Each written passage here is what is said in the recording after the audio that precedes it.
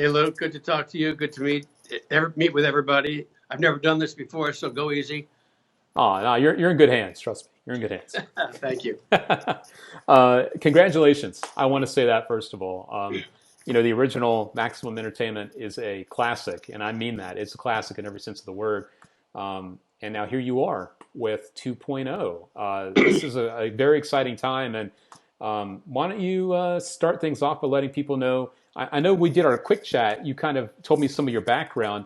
Let's tap into that so people can know who you are, and then we'll dive into what the book's all about. How does that sound? Let's get to know Ken Weber a little bit better. Whatever you guys want to do is fine with me. Cool. So I was a full-time hypnotist, mentalist, magician for a good number of years, right out of college. Did all that, toured around the U.S. and Canada, cruise ships, lots of colleges, hundreds of colleges, many corporate events. I was mostly a mentalist, and my main group that I was associated with was the Psychic Entertainers Association. And a good number of years ago, I volunteered to do a critique of some of the performers, and everybody tried to talk me out of it, said, nobody does critiques. That's not a done thing. I said, give it a shot. And I did it. And I relate the story in the book, but I ended with a standing ovation from everybody in the room. And I ended up doing it, like, I think the next 6 out of the next 7 years. Each convention chairperson asked me to do it. It's crazy. So I realized I have something here. And then people said, well, Ken, why don't you write a book? And I said, I can't write a book. Everybody's different. But after a few years of doing it, I realized I'm saying a lot of the same stuff over and over to the professionals. That's how the book started. Very cool. Well, as the quote above says, Jeff McBride, just one of many people that's praised this, the original and, of course, the new one, says it's the best book he's read in many, many years, which says a lot about the book. But I think my favorite part is that the book doesn't have a single magic trick in it, but it's probably the best book for magicians that's out there, huh? On the new book, I have some quotes from the original reviews and from The Linking Ring. It's the craziest thing. I've read hundreds of magic books, and now I've read what may be the best of them all. There's not a single trick in it from The Linking Ring review. So I put that up on top because I want people, to know, if they're considering buying it, no tricks. You won't learn a sleight or a gimmick. None of that in here. But it's about 300 pages about how if you're here, you want to get here. If you're here, you want to be here. The working title of the book was Raise Your Level. So wherever you are, beginner or making tons of money, you can always be better. That's the thesis of the book. And the book is specific tips about how to keep raising your level. Love it. All right. Well, we've got some questions for you already coming in. I want to let the guys know that if you're not aware, we are here to take your questions. So if you'd like to ask Ken anything about the book or anything else about himself, the time is now. All right. So here we go. Mark has a question. Mark Wybrow says, what makes this book different from any other book? It's kind of a good way to lead this off because it'll give you a chance to really dive into the details of what this is about. I know you were tiptoeing around it there, but what makes this book so different from all the others that are out there? That's a great question to start. There really aren't many books that are geared specifically about how to be better as a performer. There are essays about it, and there are books that sort of have sections about what to do and how to be better. But this is based on my years as a very successful performer. So using what I learned, but also really, it's the only book I know of where I spent a couple of years purposefully going around watching other entertainers and taking notes about they did this when they ought to do that. So there's what could be termed theory in the book. I don't like that term, but most of it I try to make really just practical tips. It's how to think about magic, but then here's what to do and here's what not to do. Right. So I think that's what sets it apart from other books. I mentioned this to you when we had our quick chat a little over a week ago, that some people hear theory and high level thinking like that. I want to say something very, very honest so everyone out there knows this is a very easy read. Now, I don't mean that the information is just easy and anyone could just throw it together, but this is not information that's going to be super hard to read and to absorb. It's very, Ken, you're a very no nonsense kind of guy. You kind of tell it like it is, and I tried to make it digestible. Yeah, that's the word. Thank you. That's exactly what I was reaching for. That you read it and you go through it once, and I tell people there will never be an ebook. There is an audio version of the original, but I'll never have an ebook because I really want you to have pencil or a pen and a highlighter and mark up the book. This applies to me. This doesn't. Wait a minute. I never thought of this. You circle it. You dog ear the page, and that's what I want. So when the greatest compliment I get is two kinds. I meet pros who say, Ken, I travel with your book. Pros whose names you know. They say they travel with my book. And the other great compliment I get is when they show me the original book. This is not even out yet till September 2nd. But when they show me the original and there's all kinds of, Post-its and notes inside, and they flip through it, that makes me feel, okay, I spent 2 years writing the original. I think it was worth it, when I get that kind of feedback. That's awesome. Yeah, that speaks for itself, right? Let's be honest. Yeah. The other thing you mentioned to me before, which I think is kind of fun here, and you don't do it in a malicious way, which you wanted to make it a point. This book, another thing that makes it different is you actually name names and you give examples, like real tangible examples, so people can understand what's right and what's not right. All right, I'm glad you brought that up. Yeah. I'd love to talk about that. Sure. When I wrote the book, I had a really small circle of friends. I mean, when the book came out in 2003, the original, I put it in Guy Bavley's booth. He's my good friend, and I knew Guy. I knew a guy named Andy Levis, and I knew Max Maven. Those are the only people I knew at Magic Live. Because when you're a professional, you kind of stay with the professionals. I never went to magic conventions. I didn't hang out with magicians. I just had a small circle of mentalist friends. So I wanted to write the book to make it relatable in a way that other books weren't, that were theory books. I wanted to say, okay, here's something I saw on XYZ website. You can go look at it to see what I'm talking about. I don't want to be, as you said, malicious, but I just want you to have a base understanding, or a base that you can go to say, oh, that's what Ken meant when he said that. Yep. I respect everybody that I talk about by name in the book, and I think they can take it. As a matter of fact, I got some great feedback from some of the people that I did name in the book. Hey, man, the best way to, it's like in any art, I guess, it's the honest feedback that helps you the most. If we just hear what we want to hear, I mean, you don't go anywhere. You don't grow from that. So the first words in the book, haven't looked at this in a while. Before the introduction, honest. It's from Billy Joel. Honesty is hardly ever heard, but mostly what I need from you. Boom. Fellow Long Islander, Billy Joel. Hey, there you go. But that's what we need. We need honesty. Absolutely. Which, if I can, I'll just tell you one of the new sections of the revised and expanded version. Cool. Okay. There's a whole section there that's brand new. I guess 2 sections: how to give criticism and how to receive criticism. Cool. And it's not the obvious things like be polite. There's like 8 or 9 bullet points in each, and how to give notes, criticism or director's notes, and how to receive. And it's something we all need. I need it. You need it. We need to share our thoughts with our friends, and we need to be able to receive those and understand what people are saying to us. And there's very specific techniques in the giving and the receiving that I developed over a couple of years that I put down in the book. And I hope I hope people appreciate what went into that. And it's good stuff. I hope people use it. I think they will. I mean, obviously, the original, so many accolades, and we've got some even here. I wanted to make sure I shared with you in real time here. Eric Stevens, a great magician, very good thinker. He says, Maximum Entertainment is chock full of amazing information, so the second one must be even more incredible and valuable. Dylan Murray says, Maximum Entertainment 2.0 will be a classic book for magicians like the previous release. Thank you, Ken Weber. Continued success with it. So let me talk about, I want people to be very clear, because I've gotten this question on other sites. Okay. If I got the original, should I get the new one? Got it. It's about 75, it's more than 75 pages longer, but it is a revised and expanded version of the book. So it's not a completely new book. But as I say in the early pages, most of the new material is in the second half.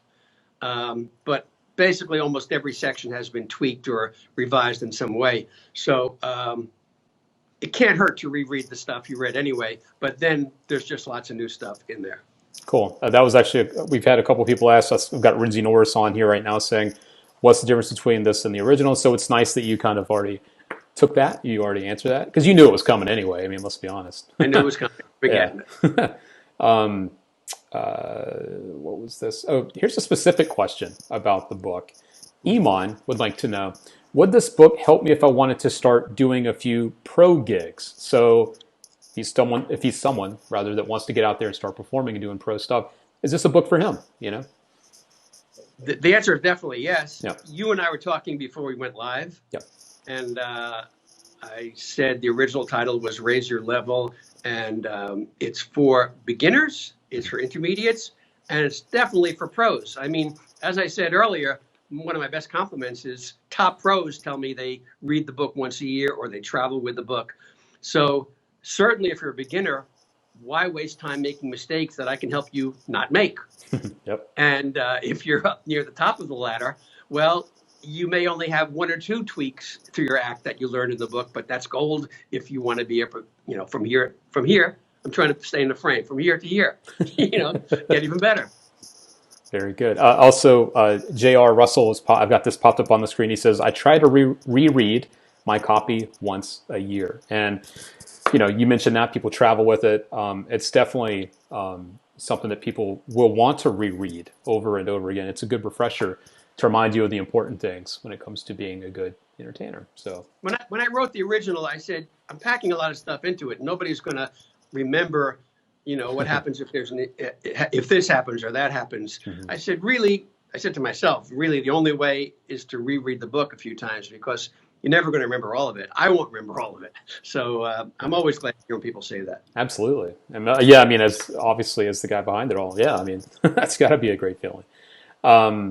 This is another good question that I like. This one comes from Nigel Quinn. He's giving you some greetings from the UK.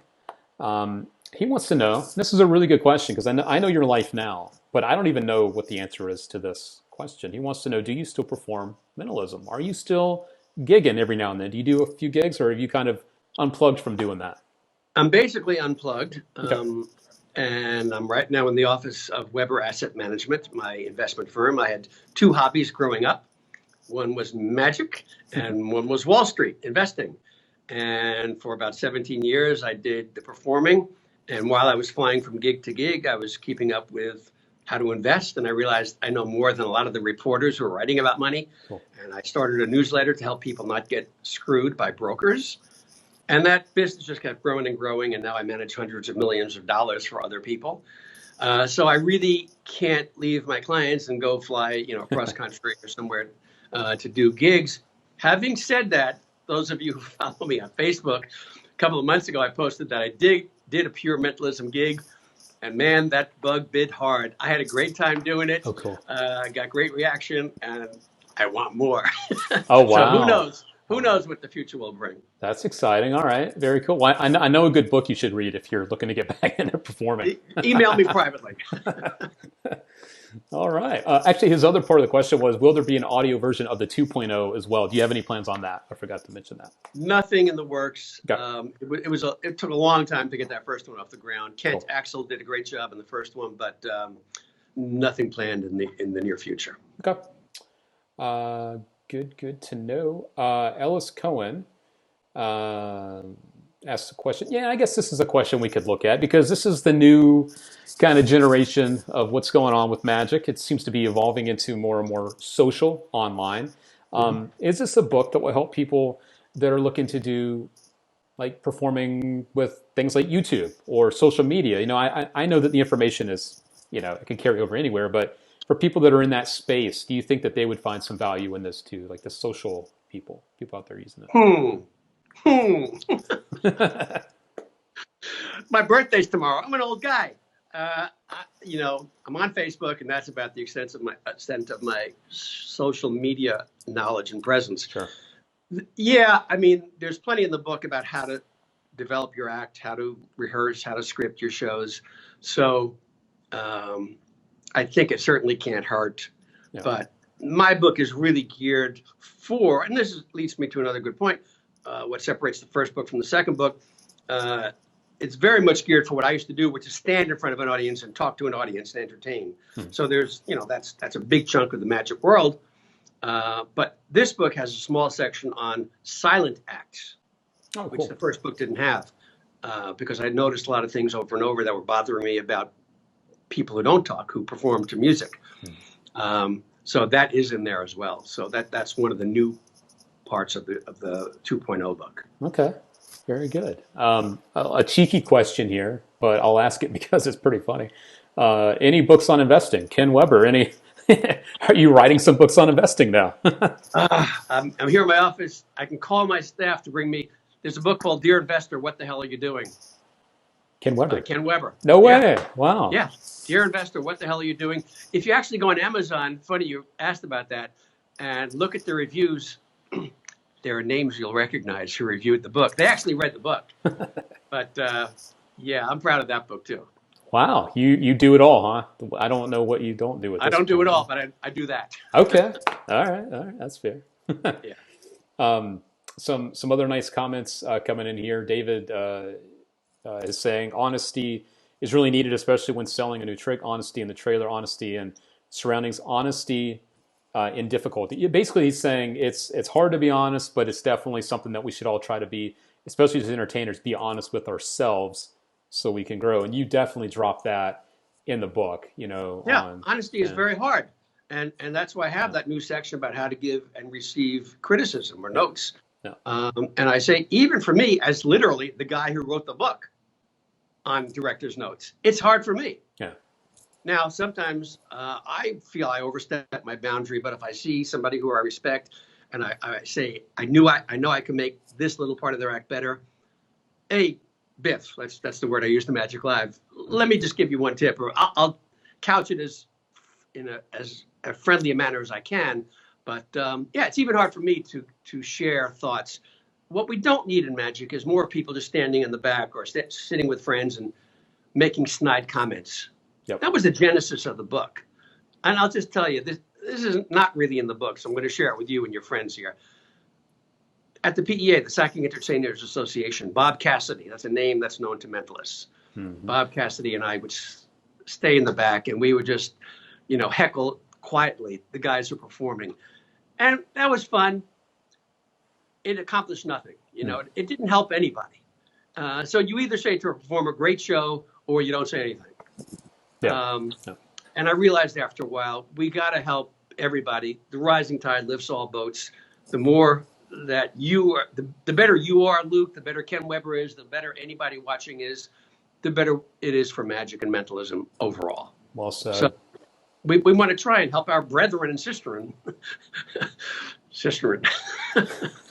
They're out there too. Let's not do that. And by the way, the book does acknowledge, and I'm so happy about this, unlike when the first book came out, when there are very few female magicians, there are now. Yeah. And I don't even like the term female magicians. They're just magicians who have female. It's just amazing to me and wonderful to go to the conventions and go to the shops and see how many women are actively involved in magic. It's just great for everybody. Absolutely. Yeah. I mean, the world is it's evolving and changing, just like the industry that we live in, the magic industry. It's everything evolves, and we should grow with it and acknowledge it. And especially when, like you said, when one person does well for the art of magic or mentalism, I kind of group it all together. We all win. The more awareness, the more people like right. it, the better it is for all of us, for sure. So very well. As I pointed out in my general session speech at Magic Live in front of the 1,600 magicians there, I asked people in the audience to raise their hand if they perform for money. So I pointed out somebody at random, and I said, "What's your name?" Let's say he said Dave. I said, "Here's what I know about Dave. Dave is either very good or very bad or somewhere in between. But here's what I also know about Dave. When Dave goes out to do a show, he represents all of us. Because the people out there in the world have seen very few live magic performances. And so if Dave, in this case, is bad, they're not going to book a magic or mentalism act for years. Conversely, if he's good, it helps him and it helps all of us. And by the way, I'll say to dealers, if you're watching dealers, that's a reason to promote the book, because the more magic is perceived by the public as a good thing, the more business you, Mr. and Ms. Dealer, are going to get in your business. So I think it's good for dealers to promote it, because I want to see every performer be better.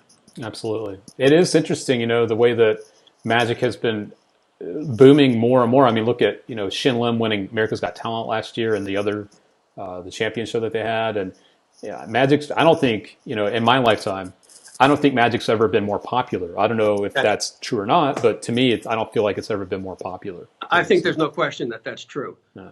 And, my book came out 2003. I'll take 1/100th of 1% credit, for that. But I think you're absolutely right. There's more good magic now than ever. And I think that hopefully that will continue.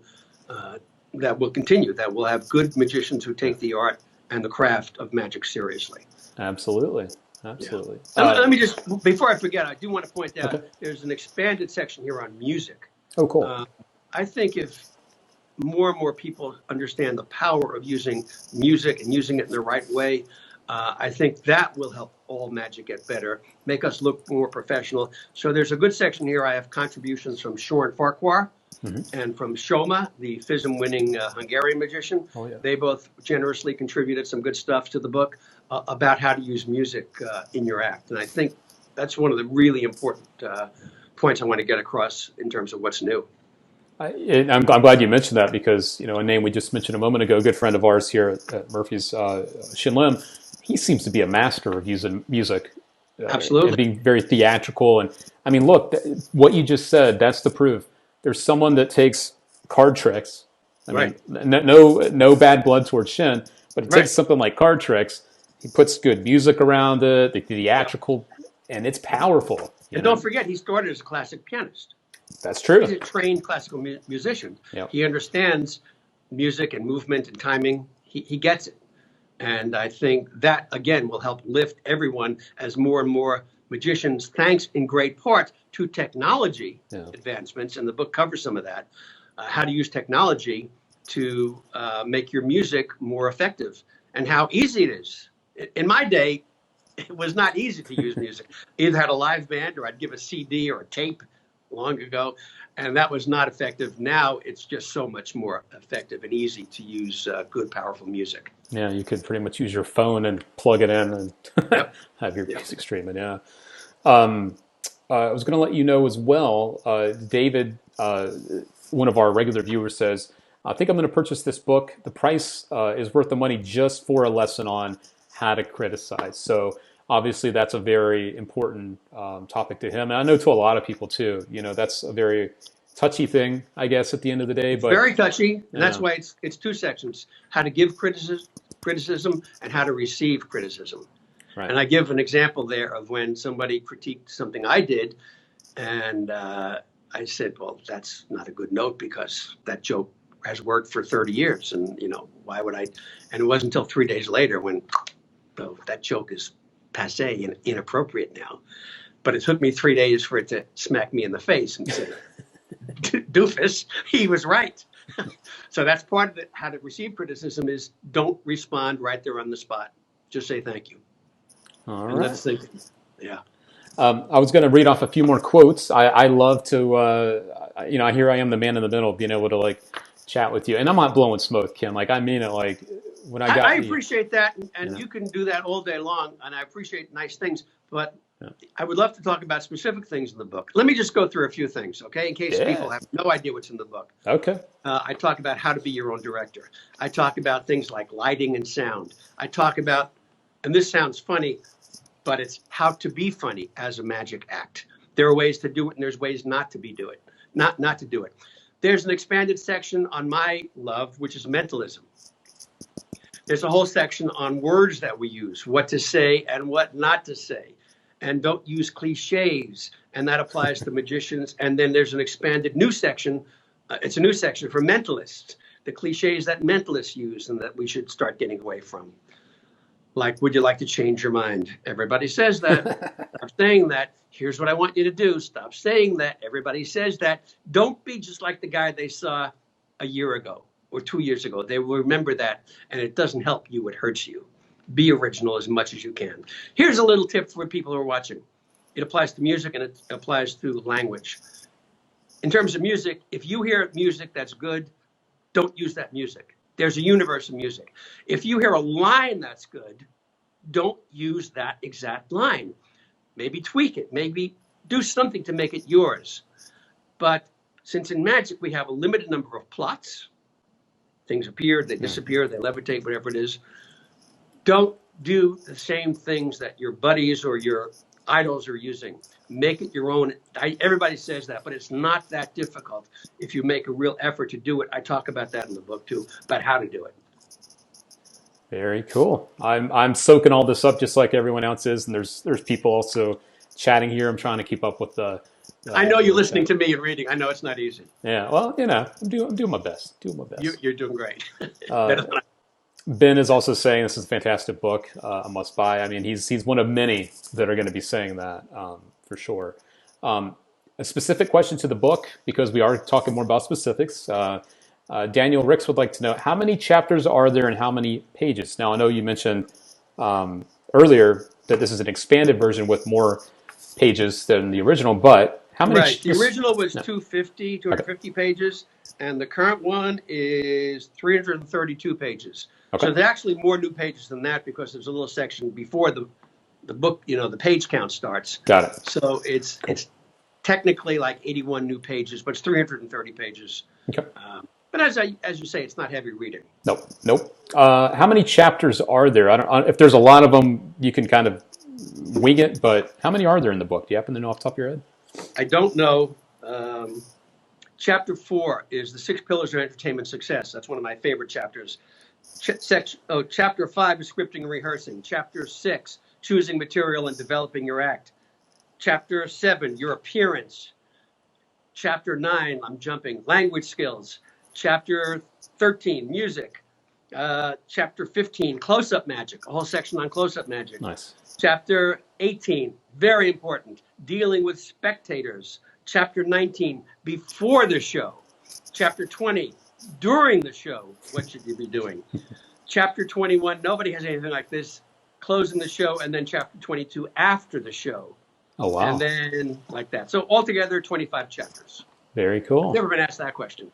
All right. I'm glad I got to talk about some of the topics. And that worked out, right? Because you could kind of expand a little bit more on what's in the book, too. So kind of go with the flow. 2 birds with 1 stone there. Yeah, that was cool. And so, guys, this is the resource that if you want to be a better entertainer, I don't know what else to tell you. I mean, we're doing our best to tell you what's in here, but it's up to you to take the steps, that as I have it up here, invest in yourself. If you want to invest in yourself, you got to get the resources that you need to take the next level. And here's a good question, actually, from Renzi, my old buddy from Myrtle Beach, South Carolina. He wants to know, would this work for, say, a stand-up comedian? So, Ken, before you answer that, minus magicians, minus comedians, would this work for pretty much any type of entertainer that's out there? I love that question. Yeah. The answer is yes. Yeah. And I love that question because within a few months of the original book coming out, I would hear magicians say, my wife is a teacher and she read it. Oh, wow. And she got a lot out of it.